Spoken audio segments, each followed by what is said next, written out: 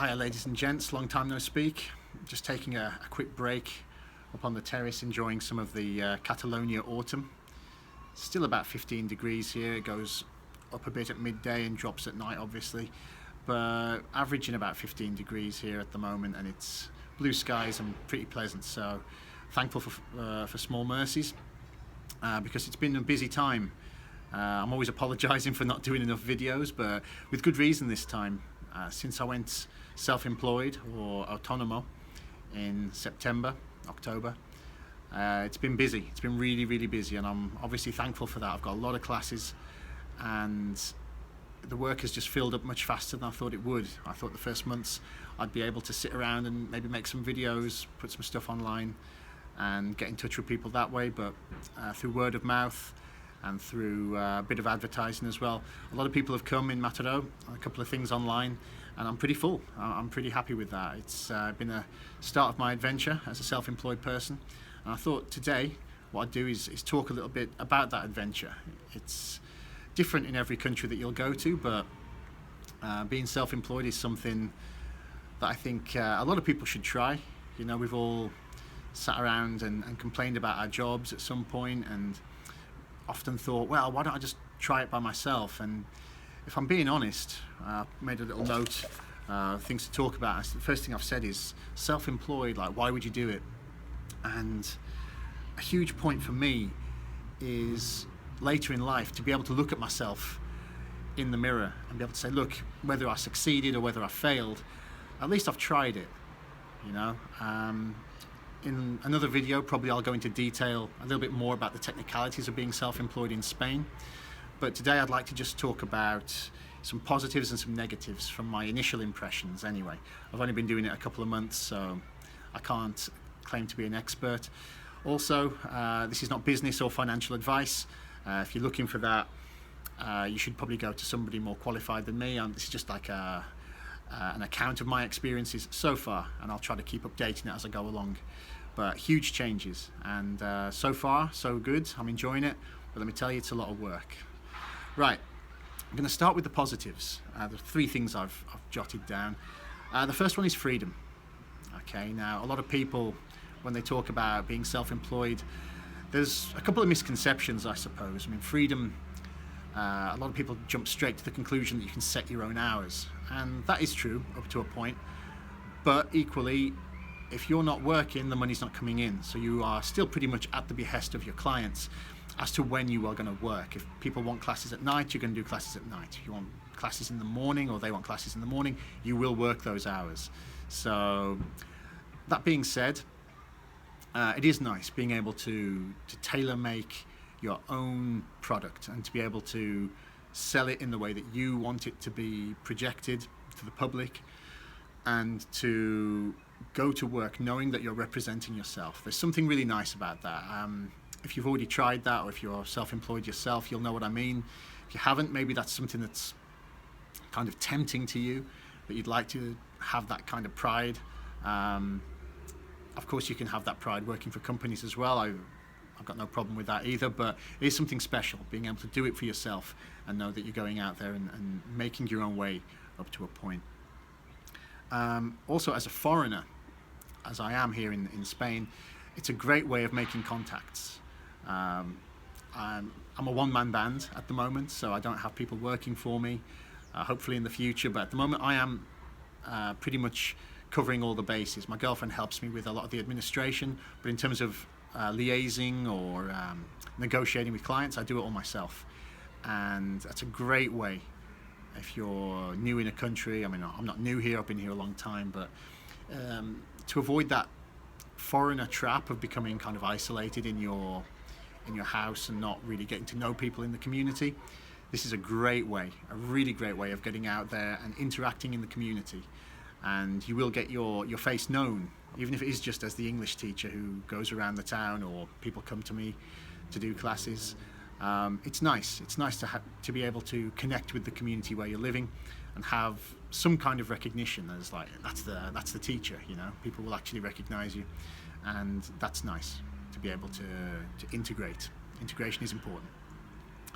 And of course, the big one, if you're looking at it purely from a business perspective, The big one is the potential to make more money. You know, look, anybody who thinks they're just going to be self-employed and become instantly rich, they're laughing. It's not going to happen. It's a slow process, but also along with that process comes the opportunity to scale. Any business that you do, the more you do it, the more contacts you make, the more possibility there is to scale it, i.e. make it bigger, employ people in the future, get an office, and start selling more and more of your product to make more money. If you're working in a company, your salary will be set. It's much more secure, but you're missing out on that scalability. And that is something that interests me. I'm not a business guru, I'm not an expert, but we'll see how it goes. You know, in a couple of years I may decide that this isn't for me, but I'm still happy that I've at least had a go at it to see if I can do it, and at least if it doesn't work, I'll know. Moving on to the negatives, let me tell you, the quantity of work goes through the roof. As I said, I do a lot of my own negotiating with clients, arranging the schedules myself, arranging the courses myself. That goes on top of my primary job. And if you've lived abroad, or if you're a foreigner in any country, then you'll know that your primary job is to live abroad, whether you're a teacher, carpenter, computer technician. If you're living in a different country, that does become your primary job, and your profession comes second. I say that because of just simple things being more difficult, because you're a foreigner, you're overcoming language barriers constantly, you're away from friends and family, and it's a challenge that I've always liked. I've been over here a long time, and I love it. I think it's a fantastic lifestyle, but it is work. If you're thinking of moving abroad, if you're thinking of setting up in a different country, that will be your primary job. Living abroad is your primary job.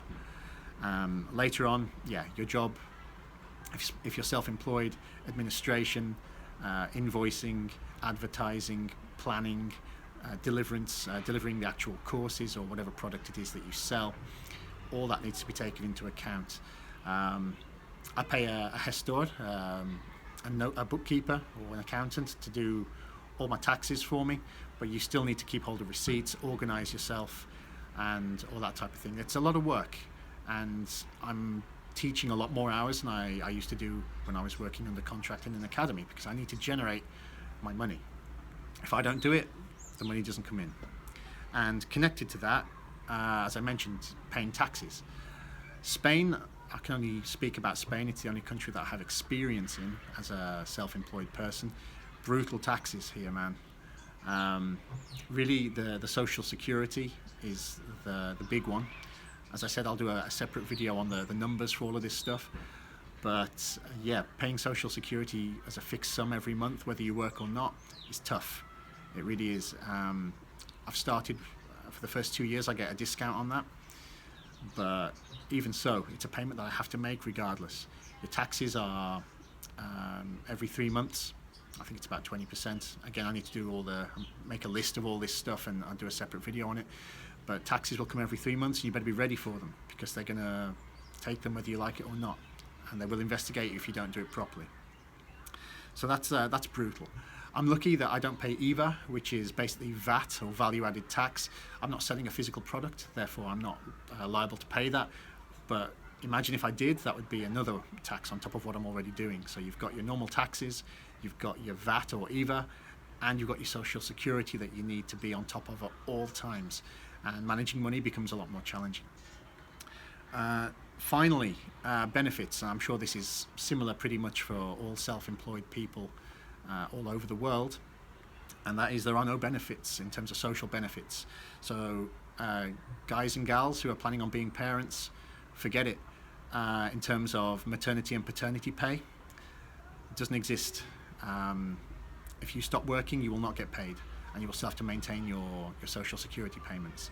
So that needs to be taken into account if you're thinking of coming to Spain to do this. I can't comment on any other country. That's rough, man. The maternity and paternity in Spain is not the greatest anyway, even if you're working in a company. However, if you're self-employed, zero. You don't get any. Sick pay. There is some kind of health insurance that when you're autónomo, you get a very, very, very low amount if you're really sick. But I'm talking minimal. I think maybe it's something like €300 a month. If you get signed off by a doctor, you might get a very minimal payment that would barely pay your mortgage, not even pay your mortgage probably. So don't get sick if you're going to do this, because the money will dry up. And also holiday pay, zero. Okay, yeah, I'm pretty sure that's the same for most self-employed people in various countries, but it stings, you know, when you've been on a contract for a long time. This type of stuff, you maybe take it for granted. And if you're the type of person who gets ill a lot, you take days off for headaches, probably not for you to do this, all right? So, as I said, I'm going to be doing some more stuff about being autonomous. It's really too early for me to give you a definitive impression. At this stage, I've just started, I've thrown myself into it, and it's been a hectic couple of months. Hopefully now I'm back on in terms of doing videos and stuff. If you're looking for English classes, that type of instructional video, I've got some stuff coming.